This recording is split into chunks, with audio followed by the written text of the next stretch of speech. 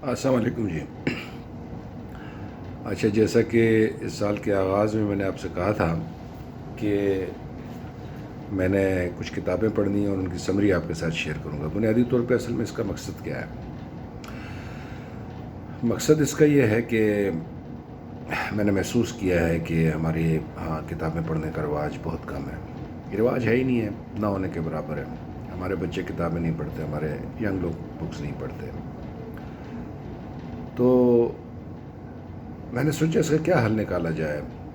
آپ ان کو آمادہ تو نہیں کر سکتے ہو، تو پھر میں نے سوچا چلیں کچھ تھوڑے ٹائم کی ویڈیوز ہم خود پڑھ لیں۔ ہمیں چونکہ پڑھنے کی عادت ہے، ہمیں پرابلم نہیں ہوتی، تو ہم خود پڑھ کے تو کیوں نہ ویڈیوز بنا کے ان کے ساتھ شیئر کر لیں۔ 10 منٹ 15 منٹ یہ شاید اتنا برداشت کر لیں گے۔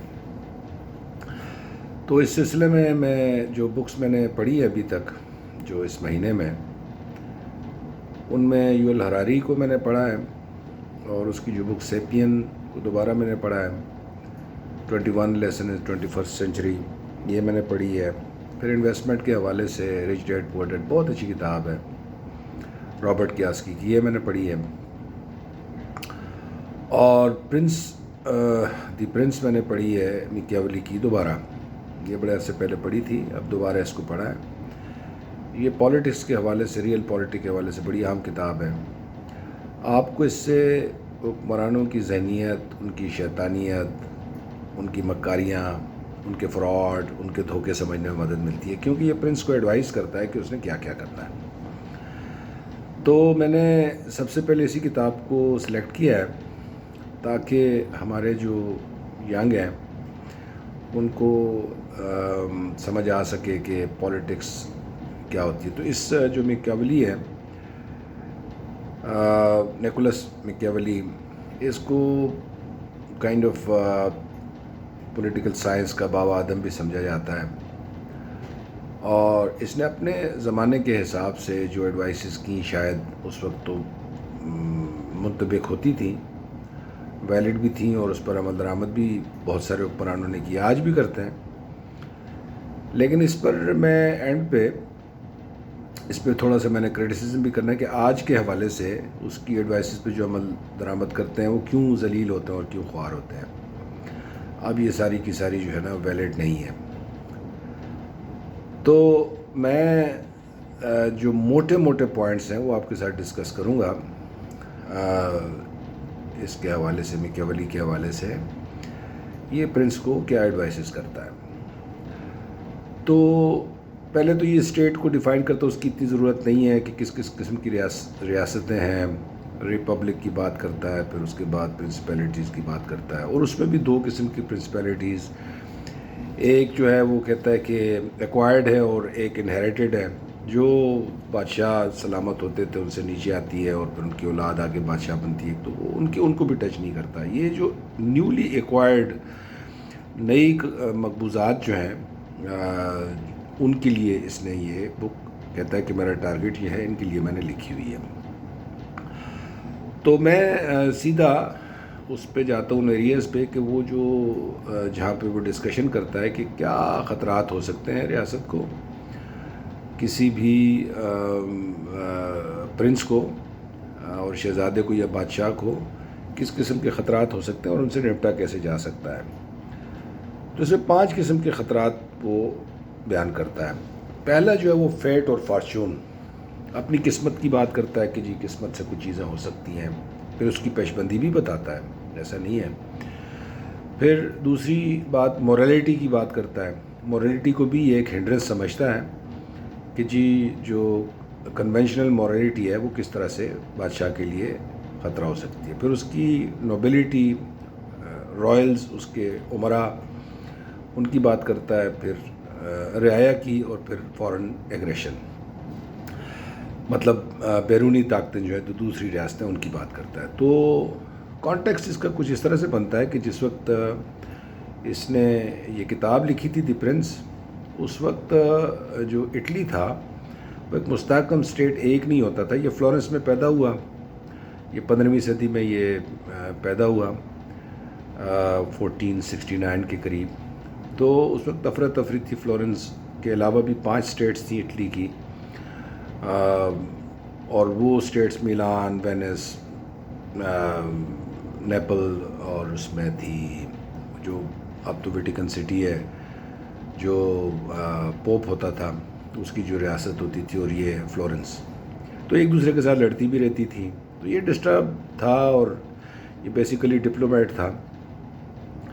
اور یہ 1498 میں یہ ڈپلومیٹ بنا، اور یہ 1512 تک یہ رہا، جب تک ریپبلک اٹلی میں ریپبلک رہا. تو جب تک پرنس یا بادشاہ کی حکومت نہیں تھی، تو 1512 میں پھر اس ریپبلک کا تختہ الٹ گیا فوج کی مدد سے، اور پھر دوبارہ بادشاہت قائم ہو گئی، اور اس کو اریسٹ کیا گیا، اور پھر اس دوران اس نے یہ کتاب لکھی. اچھا، واپس آتے ہیں ٹاپک کی طرف. تو اس نے جو چیزیں کہی ہیں موٹی موٹی، میں چونکہ بڑی ڈیٹیل ہے اس میں، بڑے نسخے اس نے بتائے ہیں بادشاہ کو. تو پہلا جو اس نے بتایا کہ جی آپ کا فیٹ، جو قسمت ہے، فارچون ہے، تو اس کا کیا کیا جا سکتا ہے. تو وہ کہتا ہے اس میں فار سائٹڈنیس جو پرنس ہے وہ پیش بندی کر سکتا ہے، اور سیلاب کی مثال کے جیسے آپ بند باندھ سکتے ہیں، سیلاب ہر سال آتا ہے، اس کے آپ اسی طرح سے قدرتی آفات کے خلاف آپ پیش بندی کر سکتے ہیں. تو فیٹ کا اور تو کچھ نہیں ہو سکتا، لیکن آپ کو پیش بندی کرنی ہے، آپ کو قدرتی آفات یا اندیکھی چیزوں کے خلاف پیش بندی کرنی ہے. یہ تو موٹی سی بات اس میں ہو گئی. جو سب سے اہم اس کا ایریا ہے وہ مورالٹی کا ہے، اس پر بڑی شدید قسم کا کریٹیسزم کیا گیا، اور اس کو شیطانی قسم کا ایڈوائزر بتایا گیا اور مانا گیا. وہ کنونشنل مورالٹی ہے. تو یہ کہتا ہے کہ جی مورالٹی وغیرہ جو ہے وہ بادشاہ کے لیے نہیں ہوتی. بادشاہ کو سچائی، راستگوئی، یہ جو ہے نا اسٹریٹ فارورڈنیس، آنیسٹی، فلانی چیزیں، یہ بطور ٹول استعمال کرنی چاہیے. جب ضرورت ہو تو استعمال کرے، ضرور کرے، لیکن جب اس کی ضرورت ختم ہو جائے تو اس کو استعمال نہ کرے. یہ اس کی راستے کی ہینڈرنس ہے، اور اس کے لیے خطرناک ہے. یہ عوام کے لیے تو ہے، رعایا کے لیے تو ہے کہ رعایا جو ہے وہ ڈسیٹفل نہ ہو، وہ جھوٹ نہ بولے، دھوکے باز نہ ہو، فراڈ نہ کرے، ایک دوسرے کا حق نہ مارے، وغیرہ وغیرہ. لیکن وہ کہتا ہے کہ بادشاہ کو تو یہ ہینڈرنس ہوتی ہے، اس کو تو جھوٹ بولنا چاہیے، اور بڑا جھوٹ بولنا چاہیے، اور ٹکا کے بولنا چاہیے. جب ضرورت پڑے اس کو دھوکہ دہی کرنی چاہیے، جب بھی ضرورت پڑے اس کو ڈسیٹفل ہونا چاہیے، بادشاہ کو کننگ ہونا چاہیے، چالاک ہونا چاہیے. اور لائن اور فوکس کی مثال دیتا ہے کہ لائن جو ہے، اس کو لائن اور فوکس دونوں چیزیں ہونی چاہیے. لائن کی مثال دیتا ہے شیر کی، کہ شیر ٹریپ میں آ جاتا ہے، فوکس نہیں آتی، اور فوکس کو بھیڑیا کھا جاتا ہے، شیر کو بھیڑیا نہیں کھا سکتا. تو اس لیے فوکس بھی ہونا چاہیے اس کو، اور شیر بھی ہونا چاہیے بادشاہ کو. اور اس کو مورالٹی کو ایز اے ٹول استعمال کرنا چاہیے. ہاں، لیکن ایک بات اس نے بڑی اہم کی،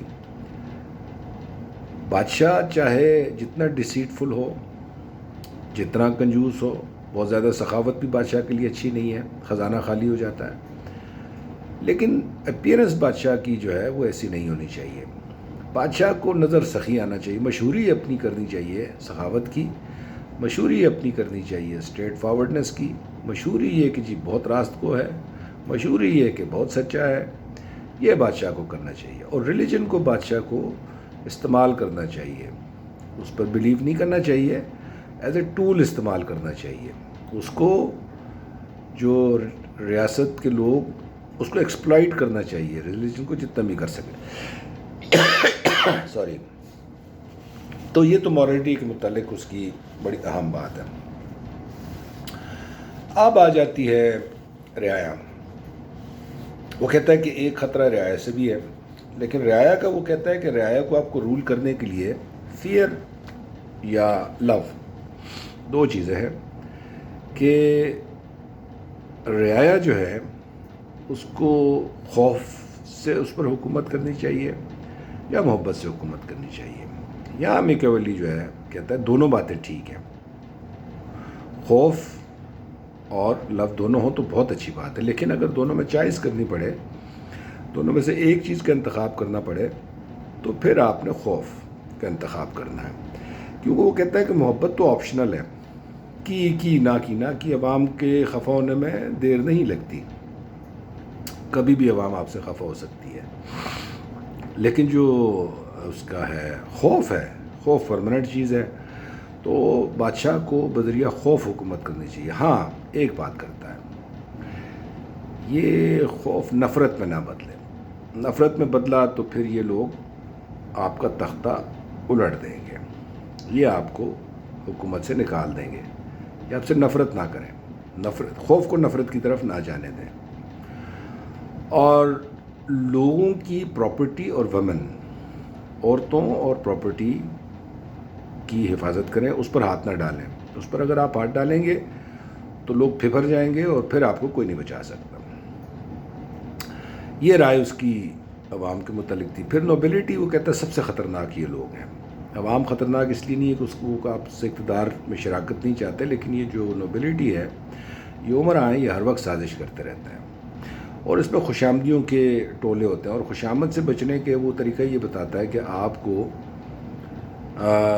سچ سننا چاہیے، لیکن سچ میں بھی ایک خطرہ ہے۔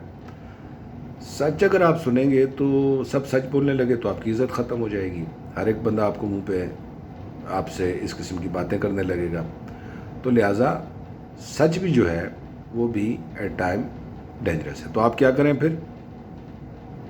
آپ 2-3 بہت ہی کانفیڈنس کے لوگ اپنے لیے سلیکٹ کریں، اور ان کو آپ نے سچ بولنے کی اجازت دینی ہے، لیکن وہ سچ بھی جب آپ کہیں، جب آپ کی ضرورت ہو۔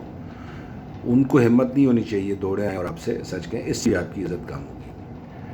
یہ رائلٹی کے متعلق اس نے یہ کہا ہے کہ ان کی سازشوں پہ نظر رکھیں، ان کو بہت اچھی طرح سے سپروائز کرنا ہے آپ نے، اور آپ نے بے رحم ہونا ہے، اور اس کا یہ کہنا ہے کہ آپ نے دشمن کو زخمی کر کے نہیں چھوڑنا، آپ نے دشمن کو یا تو دوستی رکھنی ہے، اس کے ساتھ اچھائی کرنی ہے، یا اس کو مکمل طور پہ ایلیمنیٹ کرنا ہے۔ درمیان میں چھوڑیں گے تو وہ ڈینجرس ہوگا۔ تو اور رائلٹی جو ہے اس میں بھی آپ نے کوئی مورالٹی اس میں نہیں دکھانی، کوئی دوستیاں آپ نے نہیں پالنی، جب ضرورت ہو جس کو ایلیمنیٹ کرنا ہو، قریبی ہو نزدیکی ہو، آپ مکمل طور پہ اس کو ختم کر دیں۔ پھر 5ویں چیز آ جاتی ہے بیرونی جو اسٹیٹس ہوتی ہیں، یہ کہتا ہے کہ ہر وقت آپ اسٹیٹ آف وار میں ہیں، ہر وقت آپ نے ہر وقت جنگ کی تیاری رکھنی ہے۔ آپ نے اگر آپ دشمن پر حملہ نہیں کریں گے تو وہ آپ پہ کرے گا، تو آپ جو ہی تیار ہو جائیں آپ فوری طور پر اٹیک کریں۔ اٹیک نہ کرنے کا مطلب یہ ہے کہ آپ دشمن کو موقع دے رہے ہیں کہ وہ آپ پہ اٹیک کرے، وہ تو دشمن کو آپ تیاری کا ٹائم دے رہے ہیں۔ تو آپ نے ہر وقت اپنے آپ کو ویل اکوپڈ رکھنا ہے، اپنے آپ کو تیار رکھنا ہے، اور اس میں بھی یہ کہتا ہے کہ ڈسیٹ اور ڈاج کرنا اور دشمن کو جو ہے آپ نے ہر وقت ٹوز پہ رکھنا ہے، اور ان سے نمٹنے کا یہی طریقہ ہے کہ آپ کی اپنی فوجی تیاری ہر وقت ہو۔ اور اس میں یہ کہتا ہے کہ مرزنریز استعمال نہ کریں، بھاڑے کے جو فوجی ہیں وہ استعمال نہ کریں، رعایا کو استعمال کریں اور سٹیزن کو استعمال کریں۔ تو سٹیزن اپنی اسٹیٹ کے لیے لڑیں گے اور مریں گے، ان کے سٹیکس ہوں گے، وہ آپ کے لیے جان بھی دیں گے، تو سٹیزنز کو آپ نے فوج میں پرائرٹی دینی ہے، بجائے اس کے کہ آپ کرائے کے لوگ لے کر ان کو بھرتی کریں۔ تو میرے خیال میں فی الحال یہ کافی ہے۔ اس پر میں دوسری ویڈیو میں اس پر کرٹیسزم کہ کیوں آج کے دور میں اس کی ڈیموکریسی میں اور جو آج کا موجودہ وقت ہے اس میں یہ پالیسیز نہیں چل سکتی، یہ میں نیکسٹ ویڈیو میں آپ کے ساتھ شیئر کروں گا۔ تھینک یو ویری مچ، میرے خیال میں کافی ہے، تو آپ ضرور مجھے اپنی رائے سے مطلع فرمائیں، اور جو میری ویڈیو ہے اس کو آپ لائک کریں، اس کو آپ شیئر کریں تاکہ اور لوگوں کو بھی فائدہ ہو، سبسکرائب کریں اور بیل آئیکن کا بٹن بھی دبائیں تاکہ میری نیکسٹ ویڈیوز آپ کو ملتی رہیں۔ Thank you very much.